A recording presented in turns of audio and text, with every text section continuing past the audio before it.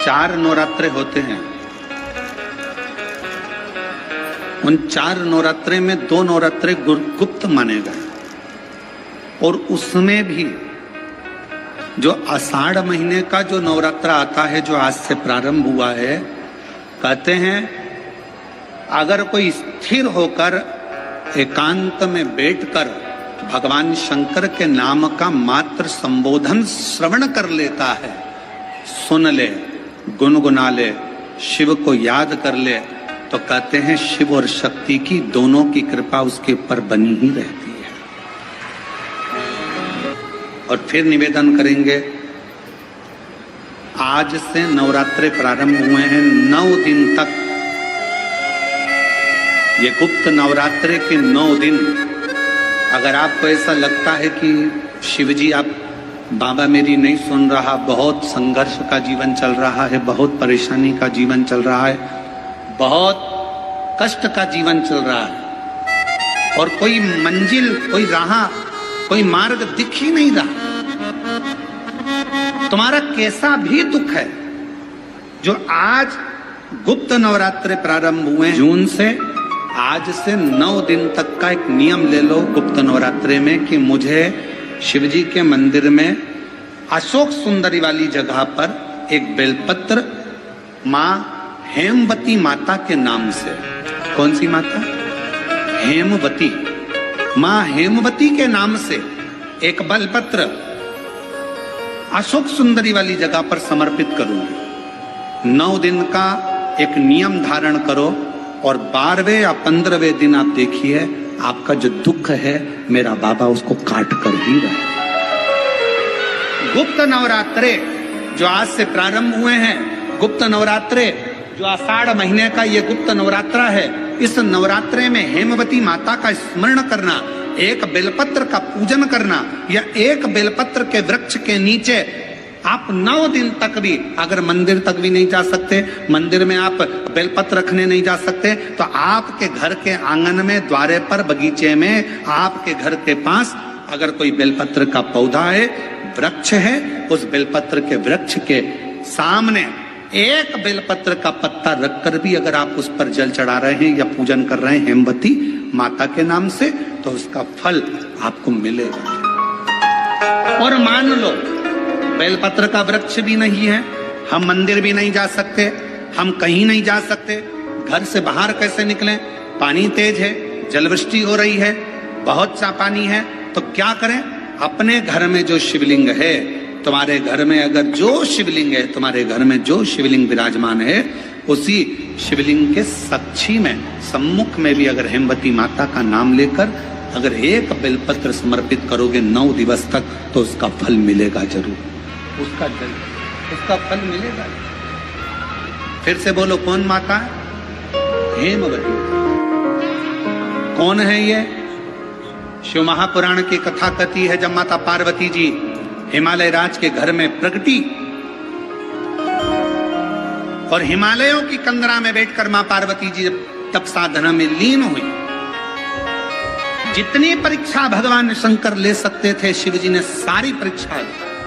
ब्रह्मदेव परीक्षा लेने आए, भगवान नारायण परीक्षा लेने आए, इंद्रदेव आए, सप्तऋषि आए, सारे साधु संतों को परीक्षा लेने भेजा, पर मां उन परीक्षाओं में पास होती चली गई। तब भगवान शंकर ने दर्शन देकर कहा, पार्वती आज से तुम्हारा नाम हेमवती रहेगा। सुनो पार्वती, तुम्हारे इस नाम की आराधना जो तुम्हारे गुप्त स्वरूप में करेगा, उसको मनवांछित फल की प्राप्ति हो जाएगी। और वो फल, आज कथा अगर प्रारंभ हुई है और आप लोगों को मौका मिला है, तो इस कथा का स्मरण अपने जीवन में जरूर करें। अगर इस गुप्त नवरात्रे के अंतर्गत 9 लाल फूल और 5 श्वेत पुष्प, ये दोनों, लोग कहते हैं गुप्त नवरात्रे में हम देवी की आराधना करें, गुप्त नवरात्रे में हम भगवान की आराधना करें, पर शिव महापुराण की कथा कर रही है, भगवान शंकर का चरित्र कथा है। अगर आपने देवी भागवत का स्मरण किया हो, या भगवान शिव की एक पवित्र आनंदमय कथा स्कंद पुराण के काशी खंड में अगर सुनी हो, या उसमें भी नहीं पढ़ पाए हो, तो शंगी ऋषि के चरित्र में आता है, शंगी बाबा ने वर्णन किया है कि किसी भी स्थान पर यदि हमारे घर में 2 शिवलिंग है, नहीं है, तो किसी अपने घर के गमले में, बगीचे में 2 पार्थिव लिंग का निर्माण, उसमें एक शिव जी का स्मरण करें और एक में माता पार्वती जी का स्मरण। एक पर 9 पुष्प लाल और एक पर श्वेत पुष्प 5 समर्पित करें। बाबा की आराधना करें, घी का दीप लगाएं, पूजन करें और बाद में उन शिवलिंग को, उन पुष्पों को विसर्जन कर, किसी भी नदी में, तालाब में, बावड़ी में, वहां नहीं विसर्जन कर सकते हैं तो किसी वृक्ष के नीचे उनका विसर्जन कर। और ये नवरात्रे, ये जो गुप्त नवरात्रे हैं, इस महीने में जो गुप्त नवरात्रे आती है, इसी के अंतर्गत इसका पूजन है। एक बार हमने पहले वर्णन किया था, जिसके यहाँ संतान नहीं होती उसके लिए भी पहले जो आषाढ़ के महीने में जो गुप्त नवरात्रे आते हैं उसका स्मरण कराया था। चाहे गुप्त नवरात्रे हो, चाहे सर्व नवरात्रे हो, केवल देवी की आराधना कर रहे हैं और सोचें कि हम माता जी की आराधना कर रहे हैं और माता जी हम पर प्रसन्न हो। शिव महापुराण की कथा कहती है, कोई सी भी नवरात्रे में अगर आप शंकर भगवान की आराधना के साथ देवी की आराधना करेंगे तो शिव महापुराण की कथा कहती है, महादेव शिव और शक्ति दोनों ही कृपा जरूर करते हैं, ये निश्चित। कोई बेटा बेटी है, कोई एग्जाम दे रहे हैं, कंपटीशन एग्जाम में बैठ रहे हैं, सर्विस के लिए जा रहे हैं, नौकरी के लिए जा रहे हैं, नौकरी नहीं लग रही है, हम कहेंगे लाल पुष्प की पत्तियों को प्रत्येक किसी भी नवरात्रि के अंदर, नवरात्रि के अंतर्गत 9 दिन का तुम नियम बना लो। जैसे कई माताओं का नियम रहता है, मेरा व्रत है, मैं दूध पर 1 गिलास दूध पर व्रत करूंगी, मैं नंगे पैर चलूंगी, मैं ये व्रत करूंगी, मैं व्रत करूंगी। मैं बेटा बेटियों से कहूंगा, नवयुवक बच्चों से कहूंगा, अगर आप कंपटीशन एग्जाम में बैठ रहे हो, अपनी पूरी मेहनत करो, पूरा परिश्रम करो, रात दिन एक करो और लगे रहो। और 9 दिन तक नवरात्रि में 9 लाल फूल की 9 पंखड़ियां या 9 कोई भी चावल लाल कलर में कर कर, कुंकू में कर कर, अगर माँ जगत जननी के मंदिर में नहीं जा सकते, माँ भीड़ रहे तो शिवलिंग की जो जलाधारी है, जहां पानी गोल घूमता है, इस जलाधारी पर कहीं पर भी नवरात्रे में 9 दिन तक या तो लाल फूल की पंखड़ी 9 या 9 चावल के दाने लाल कलर कर कुंकू में, लाल चंदन में उस स्थान पर चढ़ाना प्रारंभ करो। 9 दिन के बाद तुम्हें 15 दिन और निकलेंगे, उसके बाद तुम्हें खुद लगेगा कि तुम्हारी जॉब, तुम्हारी नौकरी तुम्हारा बाबा ने लगाया है। शक्ति का बल, परिश्रम जरूर करना, मेहनत जरूर करना, रात दिन पढ़ाई एक साथ करना और अपने परिश्रम को नहीं छोड़ना। मेहनत जरूर करो पर साथ में ये प्रयोग भी करो नवरात्रि का। देखो शिव और शक्ति का बल तुम्हें प्रसन्नता देता है कि नहीं देता। शिव शक्ति का बल हमें प्रसन्नता देता है कि नहीं देता।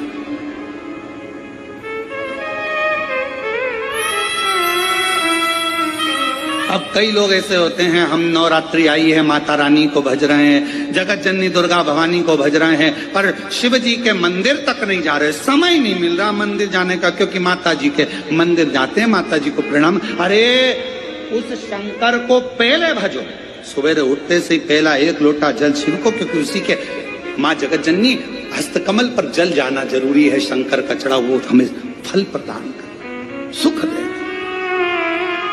आनंद में जितनी शंकर की आराधना कर सकते हो उतनी करो। शंकर की आराधना करने से नवरात्र में शक्ति का बल बढ़ता।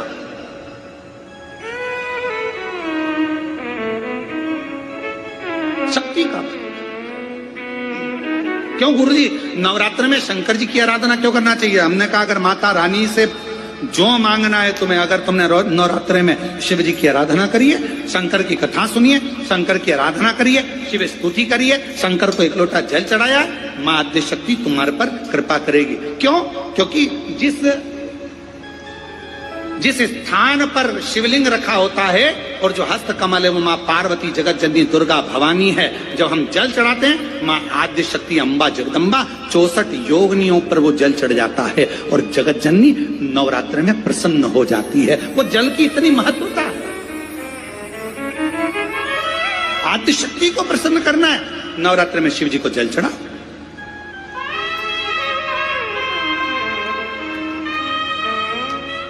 मां जगत जननी की आराधना 4 बार 4 नवरात्र के रूप में क्यों होती है?